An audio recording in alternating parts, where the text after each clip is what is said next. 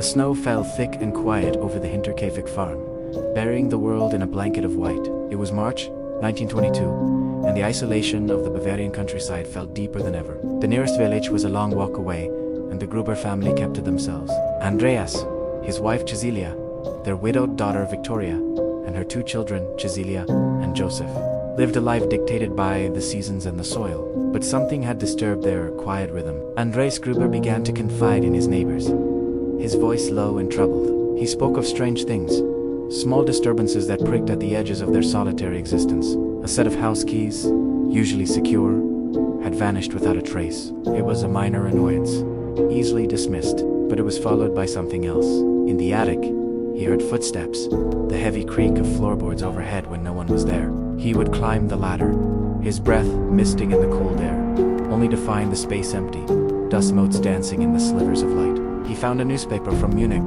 on the porch, a publication he had never subscribed to, its pages stiff with frost.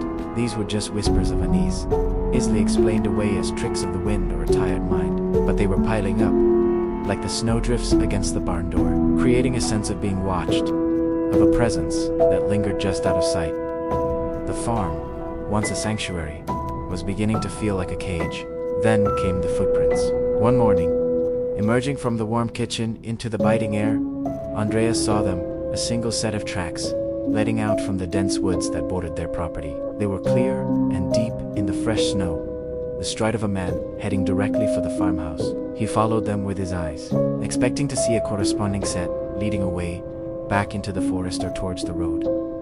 But there were none. The tracks simply stopped at the house. It was as if a man had walked out of the forest, approached their home, and then vanished into thin air. Andreas searched the entire perimeter of the farmstead. He checked the barn, the machine shed, every outbuilding. There were no other tracks, no sign of departure. The single trail of footprints was a silent, unsettling question mark imprinted on the landscape. 4 days, the feeling of being watched intensified. The family drew inwards. The children kept close. The familiar sounds of the farm, the lowing of cattle, the rustle of hayward now underscored by a chilling silence.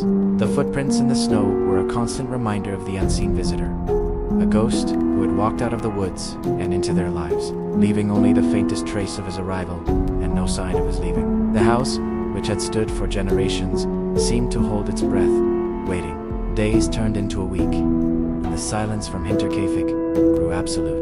The farm, usually a place of constant activity, fell still. Young Cecilia failed to appear at school. The family missed Sunday service at the church. The postman noticed the mail piling up, untouched.